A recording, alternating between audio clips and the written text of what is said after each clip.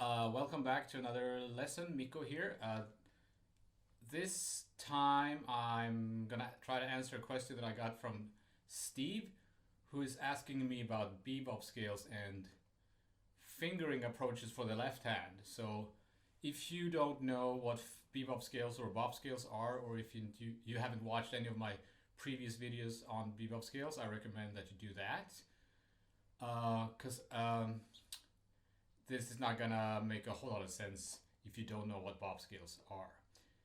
So, in my previous lessons, I've talked a lot about the Jerry Bergonzi books, and specifically the one that is called Jazz Line, which is the one where he covers the topic bop scales.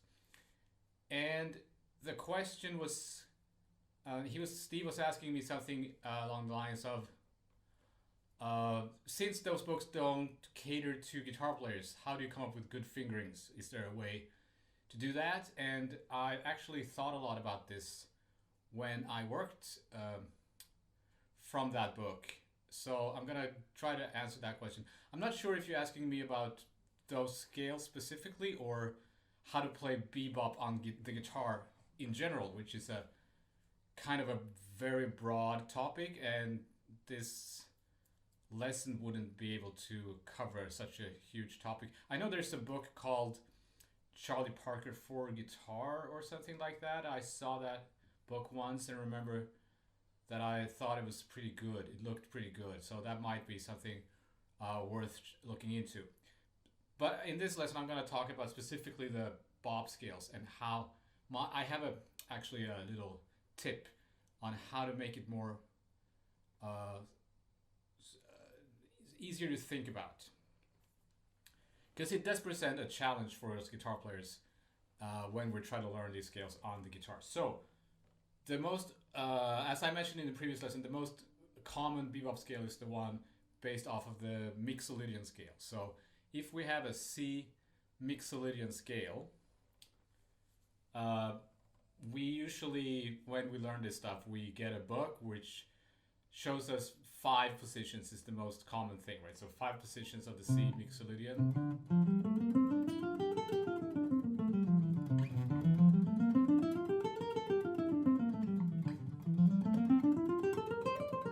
Etc. And I'm kind of assuming that if you're watching my lessons, you are familiar with this kind of stuff, the different positions of the modes and whatever. They might look different from book to book. Sometimes they talk about 3-note per string scales. Other times they talk about the more kind of Berklee college type positions that I think most of us learn when we learn this stuff. So, okay, I'm gonna pick one very common Mixolydian, C Mixolydian position in 5th position, right?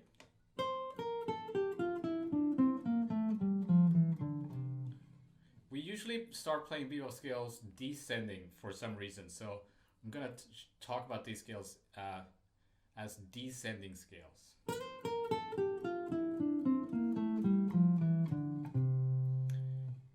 And what is the bebop scale? Well, in this case, we're gonna add the major 7th to the mix so that we get a chord tone on every downbeat and a passing note, chromatic or diatonic passing note on all the upbeats.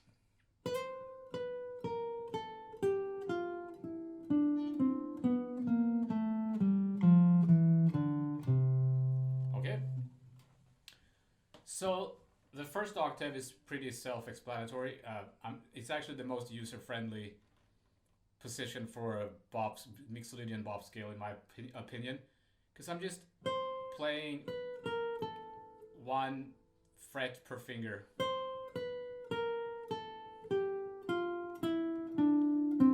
Okay, so that's a no-brainer. Now, here's where the problems begin. So, should I play the B here or there? I tend to think of it as that it's easier to do a slide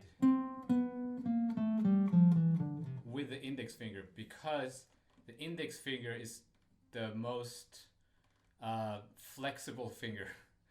It's the best finger. And these two fingers, the Django Reinhardt fingers, are the strongest and the easiest to maneuver. So I tend to think of my fingerings. If I need to do a slide or a precision shift, I tend to use these two fingers. Not always, but most of the time, for that reason. So we get this slide, and then back to fifth position.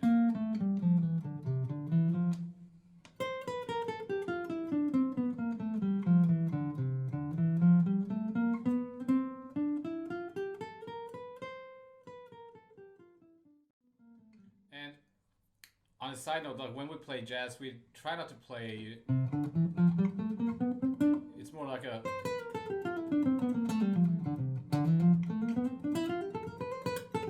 Right? Like I think a good swing feel is kind of like you're accenting the upbeats just a little bit. But again, that's kind of another topic, maybe for another lesson. So for now, let's just focus on the fingering issues. So when we look at this position and this scale and this fingering, what I noticed is that there's actually two, since there's two octaves, there's two fingerings, right? One starting with the pinky, and another octave starting with the middle fingers. Well, not gonna show you the middle finger here, but if I move up to the next scale position, it's the reverse of that. So in this case, I'm starting on the middle finger, and the next time I'm starting on the pinky.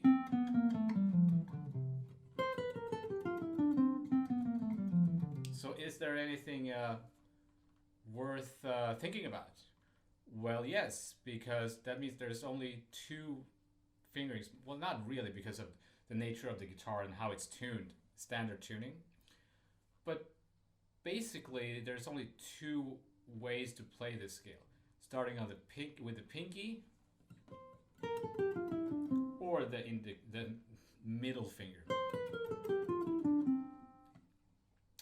So that means I can play the first one where I'm starting with the pinky and do that same thing here.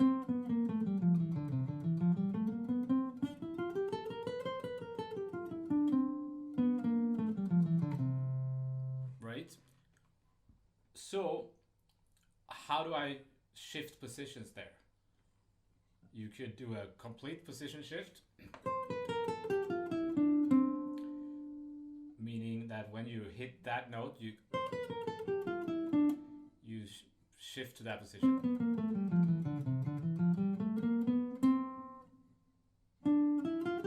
Maybe. Or you can do slides. And you might say, well, that's kind of crazy. I'm doing three half-step slide shifts with my index finger. But when you think of players like Django Reinhardt or George Benson do that all the time, you can see him really quick position shifts or slides with his index finger. And because, again, the index fingers can do that. So I don't think it's that strange to do that. Okay, so then if pick another position, starting on the C or on the second string,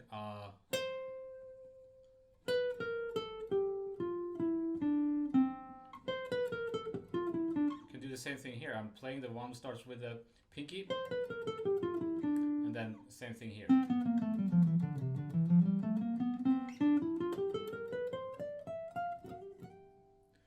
Okay, so here's a little lick that incorporates this bebop scale here.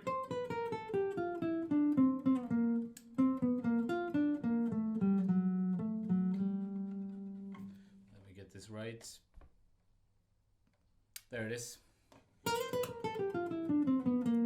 So here I'm doing the the 2 shifts with the index finger. You don't have to do that. You can do. I'm gonna show it to the camera here. Slide with that finger. So we have the option of using the index finger to create the slide or the position shift.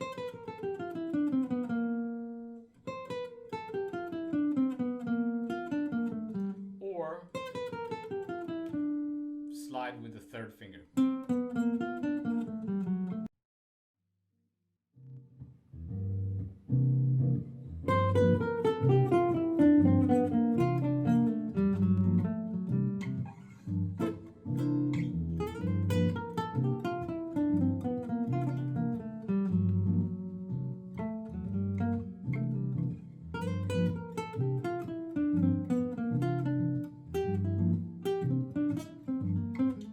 Remember that you can play the scale in different directions.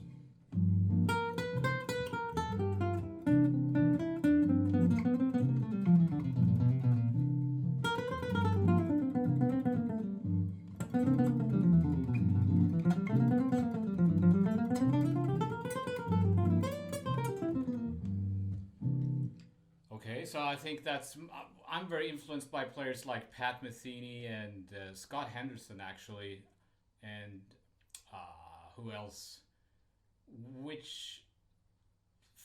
And George Benson. From what I understand, is that they don't pick every note and they use a lot of slides and hammer-ons and pull-offs to create a horn player type phrasing when they're playing. They're not. I've never been influenced by total legato players like Alan Holsworth because I can't play like that. It's not for me, and that I have the utmost respect for Alan Holsworth, but when I try to figure out how to play stuff, I usually tend to lean towards players like Pat Metheny, and so I'm not picking every note. I'm kind of sliding, and I'm. All right, let's move on to the major scales now, and a C major scale in 5th position.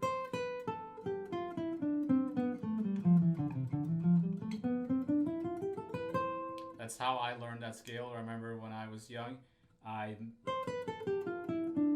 do the slide and the position shift there. It's not a position shift. I'm just reaching for a note outside of the position. And the major bebop scale is just a major scale with an added flat 6.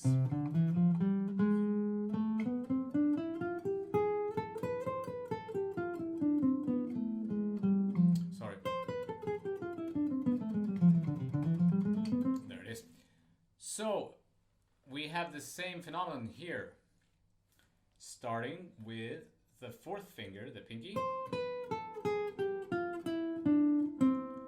Starting with the index finger in this case.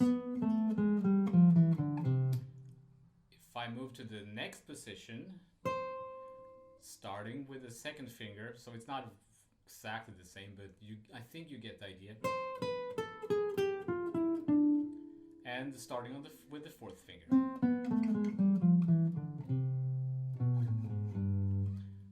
So again, I can create a 2-octave scale with the same fingering. Not exact, but the same.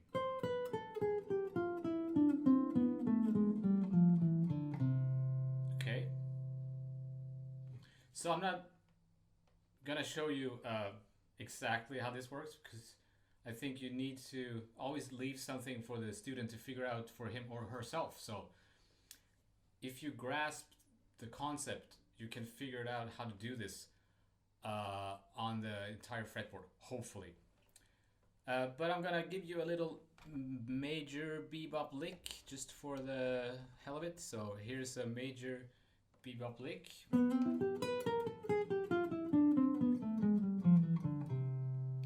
Okay, so it starts with an arpeggio, C major arpeggio, and then we play chromatically from the B down to the 5th. So here I'm doing the slide again with the index finger. And then I'm in bebop scale territory.